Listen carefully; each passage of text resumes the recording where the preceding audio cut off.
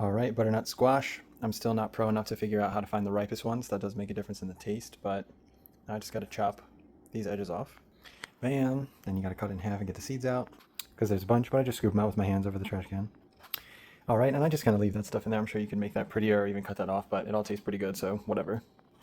Zero out the bowl. I cut them into these like basically inch or whatever that thickness is, not too thin, not super thick, because it basically turns it into like cake, nice chunky pieces of pumpkin pie. But some of them are a little smaller than those wide pieces. So 1247 grams at 45 calories, 100 grams. This entire thing, more than a kilogram, more than basically 2.5 pounds, is only 561 calories. Put a little bit of water on that and then parchment paper on top. All right, all set up on there. You can put salt on it if you're going for a more dinner thing. I'm not going to. I just kind of leave it as it is. And it's very like cake-like. If it's a ripe one and it's sweet, it's basically pumpkin pie. It's insane. But you could definitely add a bunch of salt here, and then it would be a good like kind of mashed potato, sweet potato, but way lower calorie option for food. Throw it in the oven, 400 degrees for 20 minutes.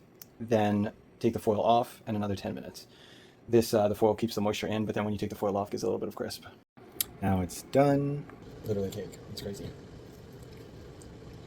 It's so soft. It has such a nice texture.